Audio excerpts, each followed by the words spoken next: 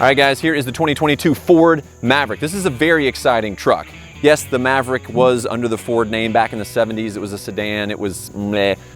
But this thing's fantastic.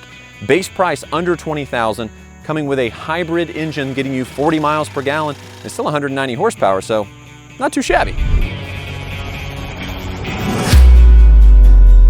So let's start with powertrain options. Up front here, like I said, you've got a hybrid powertrain that comes standard. You can also upgrade to the 2.0 liter EcoBoost, 250 horsepower, which is nice. It also helps you when it comes to your towing and that kind of thing, but we'll talk about that later. Let's head to the inside, because that's exciting too. A lot of great standard features here. I love the inside of this thing. When you get in, you're surrounded by a bunch of cool, I'm not gonna say it's luxurious, because it's not, but it's also not base. There's a lot of thought that's gone into this, from all the little storage cubbies that you can use, cup holders, of course, phone storage here, wireless charging available, a big, you can throw stuff in here, right here, plenty of space in the door. You can even put tall bottles. They even changed the armrest on the door so that it doesn't come all the way across, and there's space for like a tall 1 liter bottle that you may get at a gas station, so it's not rolling around in your seat. Speaking of seats, these seats are very comfortable.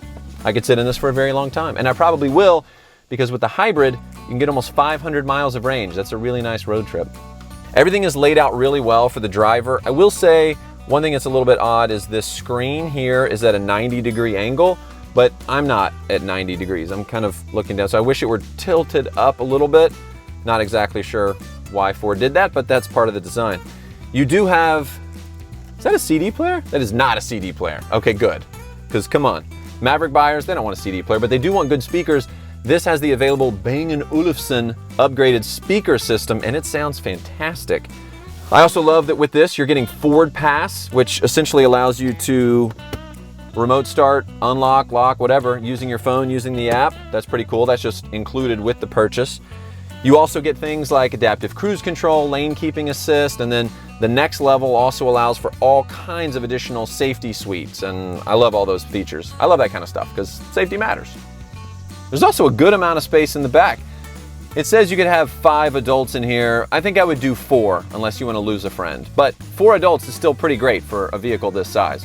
Now, when someone's buying a truck, they're not necessarily worried about how cool the materials are on the inside or how neat the geometric designs are in the dash or the touchscreen, wireless charging. They're probably also concerned with the truck bed, so let's go take a look at that.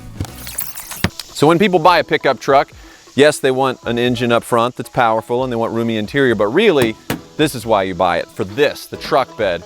And Ford has gone a long way to do a bunch of cool things to this.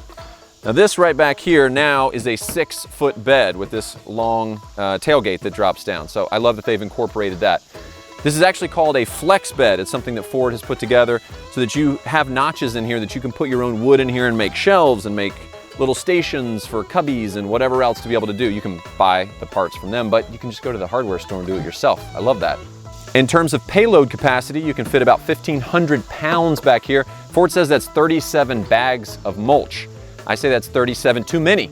I don't want that much mulch. Get that mulch out of here, I don't care. I would put bikes and, you know, kids strollers and I don't know, other stuff back here. I'm not gonna be hauling mulch around. That's just not, I did that for years. I'm not gonna do that anymore, okay?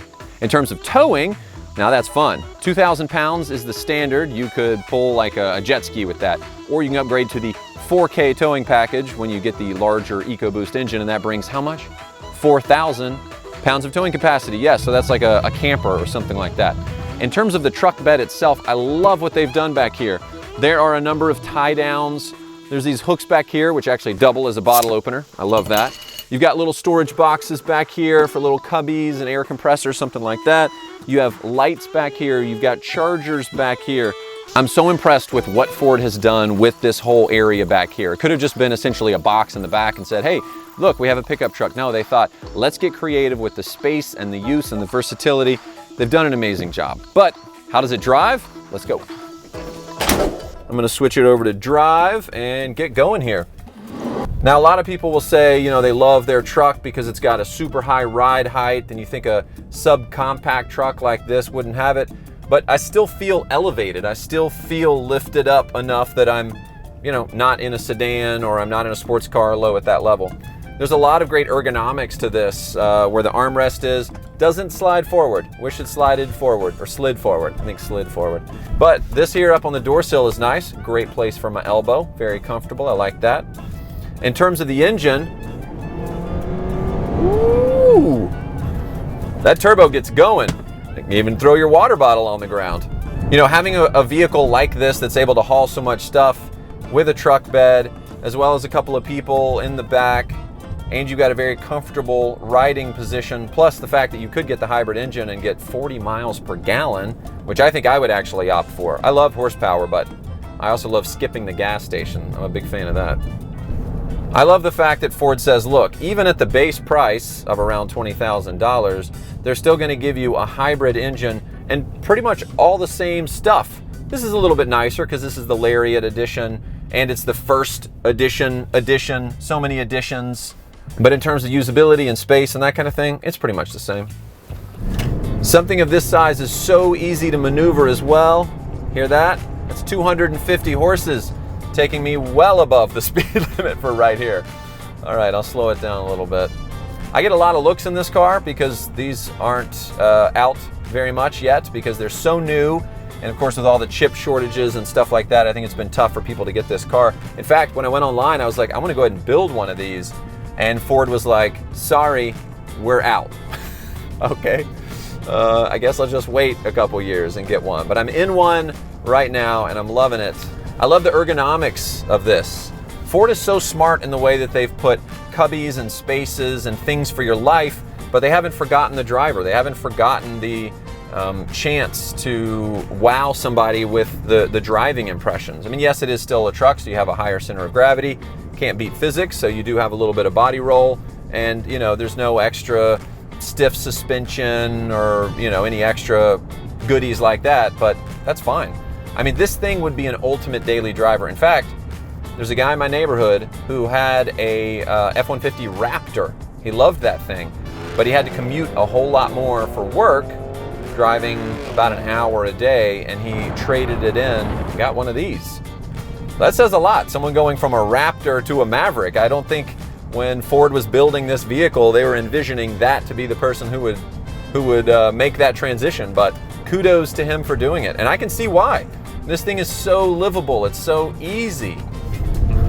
All right, driving on some wonderful gravel road here. I'm going to switch my drive mode over mid-driving from normal, tow haul, slippery, eco, sport.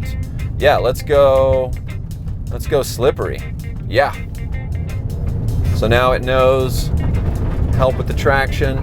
Woo, hear that good gravel getting kicked up. 250 horses out of that 2-liter turbo EcoBoost engine up front.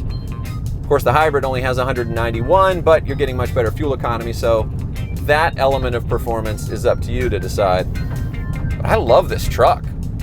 Okay, let's talk downsides real quick. Obviously, 20,000 base. You're going to get all the way up to 36 or so for something like this. So 36 is moving you really into a new echelon. I think it kind of gets rid of some of those other elements that you would have. Also, there are no AC vents in the back. So in the back seat, you have no vents to be able to cool off your family.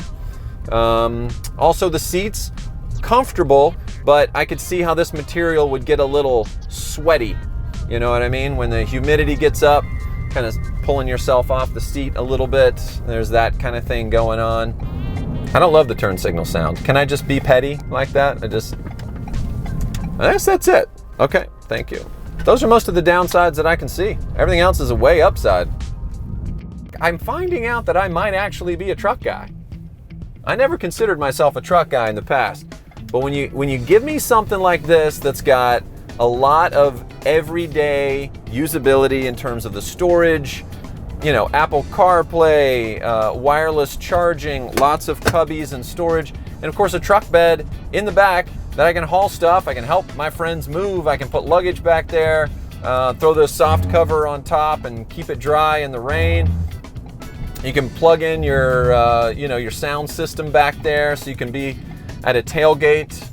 I think maybe that's where this really fits in well too, would be kind of a really solid tailgate companion, you know what I mean? Adaptive cruise control, lane keeping assist, it's looking out for me knowing, hey, if I start veering off a little bit, start shaking the wheel saying, hey, you're going offline. Oh yeah, thanks for the heads up. So this is it. All right, Ford, you sold me. I'll take one. Actually, I'll take two. 20,000 a pop. Most of the cars on the road here cost at least 1.5 or 2 times that. Value, value, value. Am I just getting older? Is that just me getting older and being like, I care about value? I don't know. The Ford Maverick is making me ask some very heavy existential questions.